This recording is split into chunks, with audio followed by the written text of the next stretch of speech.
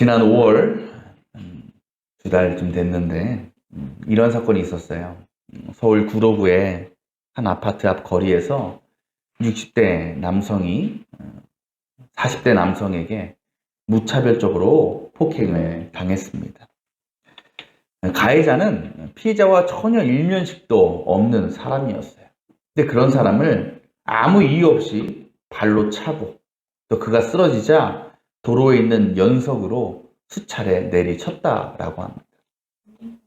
그렇게 피를 흘리며 쓰러져 있는 그 피해자를 가해자는 그냥 내버려 두고 자기 갈 길을 갔습니다. 근데 그 이후에 수십 명의 사람들이 그곳을 지나갔고 피 흘리며 쓰러져 있는 그 사람을 보게 되었습니다. 하지만 단 한 사람도 그를 돕거나 구호 조치를 해주지 않았습니다. 그렇게 약 20분 동안 거리에 방치된 채 쓰러져서 피 흘리며 있던 그 피해자는 결국 목숨을 잃고 말았습니다. 만약 한 50명 정도가 지나갔다라고 하는데 그 중에 단 한 사람이라도 구조 요청을 해주거나 아니면 구호 조치를 최소한 해줬다면 아마 그분은 최소한 죽지는 않았을지 몰라요. 하지만 모든 사람들의 무관심과 또 방치 속에 그분은 참 안타까운 죽음을 맞이하게 됐습니다. 여러분이 이 사건을 들으시면서 어떤 생각이 드십니까? 피를 흘리며 쓰러져 있는 그 사람을 보고도 그냥 지나친 사람들이 정말 매정하고 너무하다고 생각하지 않습니까? 원망스럽지 않습니까? 또 어떻게 사람이 그럴 수 있는가? 분노가 막 치밀어 오르지는 않습니까? 그래서 여러분께 묻습니다. 만약 여러분이 그 자리에 있었다면, 그곳을 지나고 있었다면, 그래서 그를 발견했다면, 여러분은 그 사람을 도와줄 수 있었을까요? 물론 마음으로는 생각해요. 당연히 도와야죠. 당연히 할 수 있죠. 그런데 솔직히 그게 마음처럼 쉽지는 않습니다. 아마도 우리도요, 그 상황이 되면 어떻게 할까 고민하고 주저하다가 그냥 그 자리를 지나쳐 버렸을지도 모른다라는 거죠. 그렇게 보면 우리가 누군가를 도와주는 일, 또 죽어가는 사람을 살리는 이런 일들이 참 쉬운 일이 아닌 것 같습니다. 물론 마음은 있는데 또 우리 나름대로 이유가 있는 거예요. 내가 그곳을 지나칠 수밖에 없는 이유들, 상황들이 우리에게도 있을 수 있어요. 바로 이와 같은 상황이 오늘 우리가 읽은 말씀에도 기록되어 있는 거죠. 오늘 우리가 읽은 말씀은 우리가 너무나 잘 아는 말씀입니다. 아마 예수님 믿는 사람이라면 한 번쯤은 들어봤을 그런 말씀이죠. 한 사람이 예루살렘에서 여리고라는 곳으로 가던 중에 강도를 만나게 됩니다. 그래서 그 강도들에게 모든 것을 빼앗기고 두드려 맞았어요. 실제로 여러분, 예루살렘에서 여리고까지 가는 길이 약 30km 정도 됩니다. 근데 그 길이 좁아요. 급한 길이 많아요. 또 많이 굽어 있어요. 그래서 강도들이 숨어 있다가 지나가는 사람들을 공격하기 굉장히 쉬운 길이었습니다. 그런 일들이 실제로 종종 일어났다고 해요. 그래서 사람들이 그 길을 가리켜서 붉은 길이다, 피의 길이다라고 표현하기도 했다고 합니다. 바로 그 길에서 이 사람이 강도를 당한 거예요. 두드려 맞은 거예요. 근데 얼마나 심하게 맞았는지 죽기 직전에 이르게 돼요. 점점 죽어가고 있는 거예요. 그렇게 그가 길에서 죽어가고 있는데 오늘 말씀 보면 세 사람이 지나갔죠. 첫 번째 누가 지나갑니까? 제사장이 지나가요. 근데 그 제사장이 지나갈 때 그 사람을 받지 않았겠어요? 오늘 말씀 이렇게 기록되어 있습니다. 그래서 그가 어떻게 했다? 그 길로 내려갔다가 그 사람을 보고 피하여 지나갔다. 제사장 패스. 그 뒤에서 누가 지나갑니까? 레위 사람이 지나가요. 근데 이 사람도 어떻게 했다고요? 제사장처럼 그 사람을 보고도 피하여 지나갔다. 레위 사람도 패스. 근데 뒤에서 누가 지나가느냐? 사마리아 사람이 지나가는 거예요. 근데 여러분, 이 사마리아 사람의 반응은 앞선 제사장과 레위인이 했던 반응과 완전히 다릅니다. 그는 어떻게 합니까? 강도당한 자에게 달려가서 그 상처를 치료해 줍니다. 또 그를 자신이 데리고 가던 짐승에 태워서 마을까지 함께 이동하여 주고 그 마을에 있는 여관에 그를 맡기게 됩니다. 그러면서 주인에게 부탁을 하죠. 이 사람을 잘 돌봐주십시오. 숙박비도 냅니다. 근데 더 나아가서 모두에 혹시나 이 돈이 모자랄 수도 있으니 내가 나중에 와서 모자란 돈을 꼭 채워줄 테니 이 돈을 내가 낸 숙박비보다 좀 시간이 지나가도 좀 기다려 주십시오. 내가 반드시 와서 나머지를 갚겠습니다라고 약속까지 하고 있어요. 여러분, 우리는 이 말씀에서 죽어가는 사람 앞에서 너무나 극단적인 반응들을 우리가 확인할 수 있는 겁니다. 여러분, 이야기를 들으면서 제사장, 레위인은 어떤 사람들 같아요? 천하의 나쁜 놈, 죽일 놈, 못된 놈이라고 생각하죠. 아니, 어떻게 죽어가는 사람을 두고 그냥 그렇게 지나갈 수 있을까? 근데 여러분, 우리가 그들의 입장을 한번 생각해 보면 그들이 그 길을 그냥 지나간 것은 어느 정도 이해가 되는 일이에요. 이게 무슨 말씀이냐? 제사장이 어떤 사람입니까, 여러분? 제사장은 어떤 일을 하냐면 하나님 앞에 죄를 회개하면서 이제 재물이나 예물을 가지고 사람들이 나올 거 아니에요. 근데 그것을 정결케 하는 역할을 했어요. 그것이 사람의 손을 타고 때가 묻어 있으니 깨끗하지 않아. 그래서 제사장을 통해서 제사장의 손을 거침을 통해서 그게 정결해지고 그래서 비로소 그게 하나님께 마치 제물이 된다라고 믿었거든요. 그 일이 제사장이 했어요. 또 하나님께 드린 제사를 집례하고 인도하는 역할을 했습니다. 레위는 어떤 역할을 했느냐? 성전을 관리하던 사람이었어요. 여러분, 이렇게 예배를 인도하고 재물을 정결케 하고 또 성전을 관리하던 사람들에게 가장 중요시 되던 덕목이 있었습니다. 그게 뭘까요? 정결이라는 거예요. 순결, 깨끗함. 레위나 제사장들이 믿음이 있어요, 없어요? 있는 사람들, 하나님 잘 믿는 사람이에요.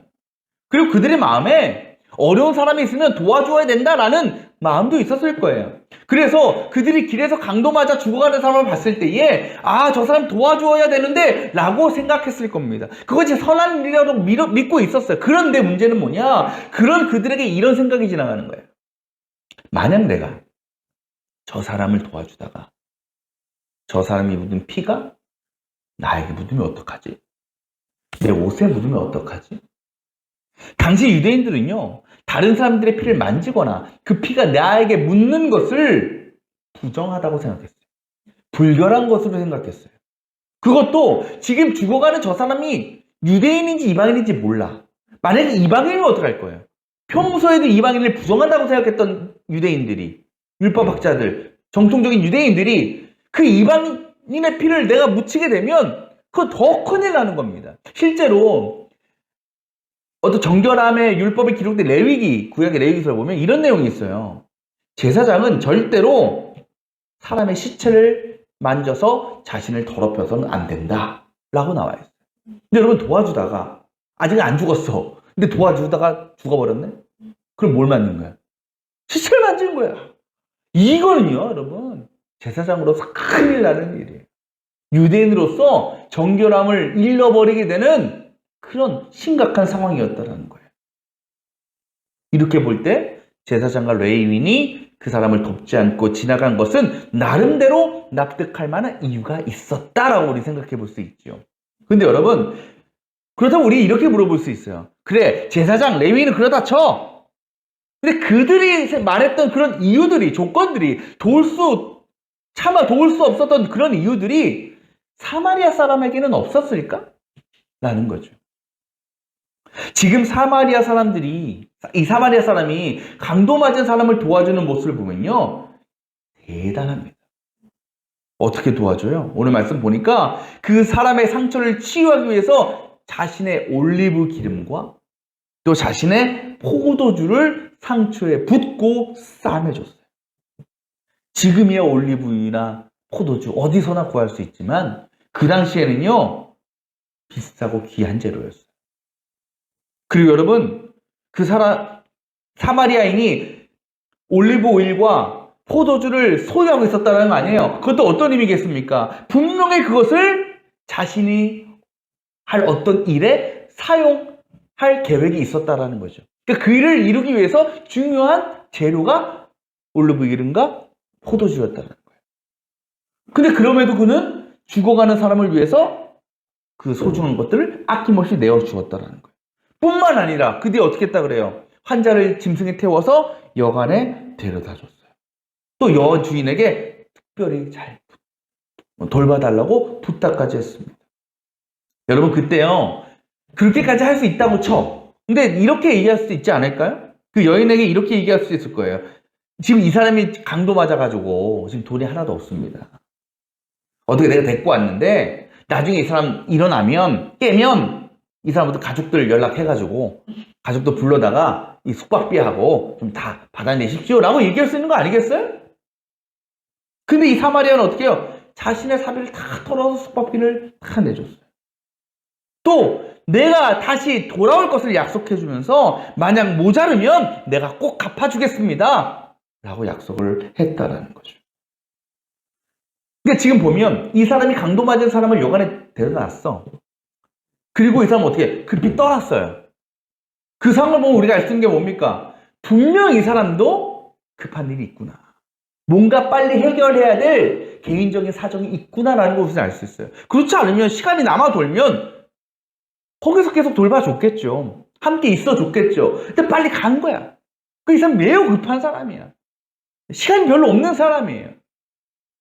여러분 그렇게 보면 이 사람에게도요. 이 사마리아 사람에게도 그 강도 맞은 사람을 돕지 않을 충분한 이유가 있다라는 거예요. 빨리 목적지에 가야 되는데 그 사람을 돕다가 시간이 지체되면 큰 문제가 생길 수도 있었을 것이고 또 자신이 준비한 기름과 포도주를 다 쓰고 나면 앞으로 내가 계획한 일에 차질이 생길 수도 있는 거예요. 또 만약 도와주다가 그 사람의 피가 자신에게 묻기라도 하면 어떻게 될까요? 이 사람은 어떤 사람이다? 사마리아인이라고 했어요. 사마리아인 어떤 사람이에요? 혼혈 민족이에요. 평소에도 부정하다고 멸시받고 천대받던 사람이 사마리아인들 아닙니까? 근데 더 나아가서 그 사람이 피까지 묻혀와? 이건 더 핍박받고요. 더 사람들에게 조롱당할 충분한 거리가 되는 거예요. 그런데요, 이 사람은 제사장과 레위인과 달랐다라는 겁니다. 어떻게 그럴 수 있었을까? 똑같은 상황 앞에서, 똑같은 조건 앞에서 어떻게 제사장과 레위인 그리고 이 사마리아인의 반응이 이렇게 다를 수 있을까? 오늘 말씀 보면요, 그 둘 부류의 사람들 사이에 가장 큰 차이를 이렇게 기록하고 있어요. 33절 한번 볼까요? 이렇게 얘기하죠. 어떤 사마리아 사람은 길을 가다가 그 사람이 있는 곳에 이르러 그를 보고 그 다음 뭐라 그래요? 측은한 마음이 들었다. 측은한 마음이 들었다. 그러니까 제사장과 레위인에게는 이 측은함이 없었는데 이 사마리아인에게는 그를 향한 측은함이 있었다라는 거예요. 여러분 이 측은함이라는 게 어떤 걸까요? 이것을 헬라어 단어로 보면요. 이렇게 표현할 수 있어요. 이 측은함이라는 것이 애간장이 타다 라는 것을 해석할 수 있어요.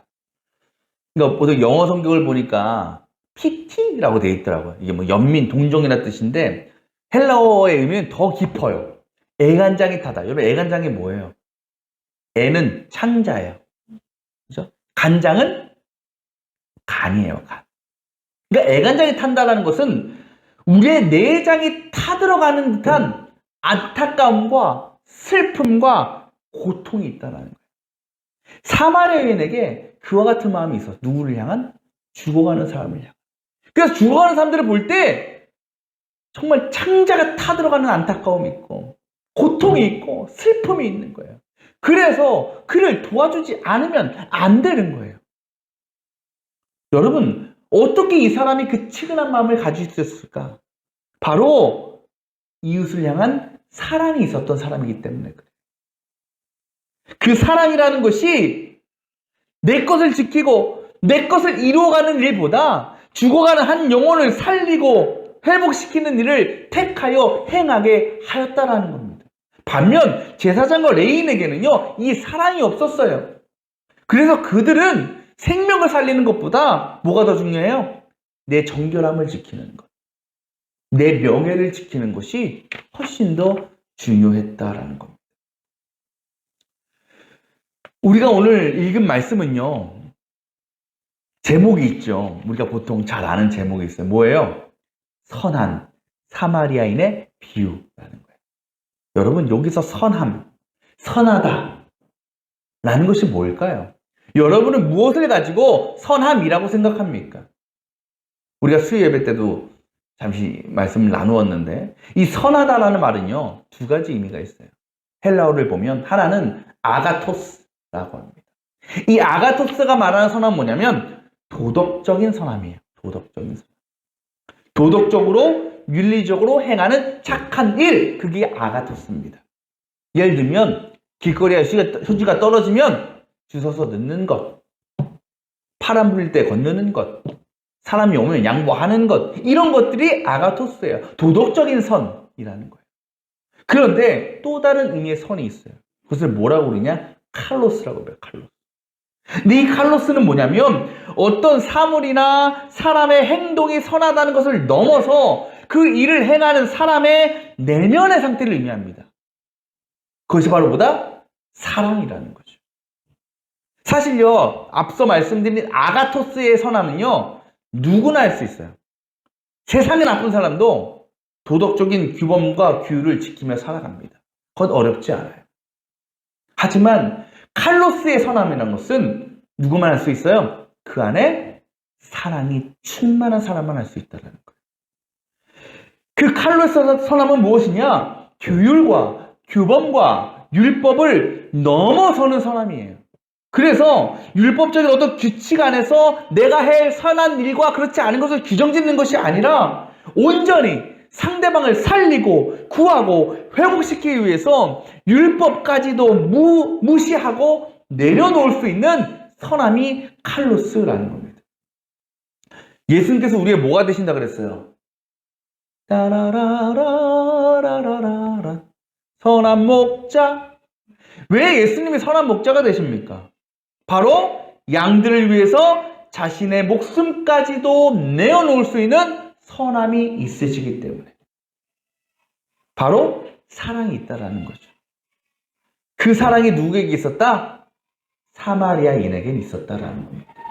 그 사랑으로 인해서 이 사마리아 사람은 자신의 어떤 상황과 여건과 환경은 개의치 않고 오직 죽어가는 한 사람을 위해서 자신의 모든 것을 내어줄 수 있었다라는 겁니다. 기꺼이 그 피를 내 몸과 내 옷에 묻혀가면서 그를 지켜주고 살려줄 수 있었다라는 겁니다.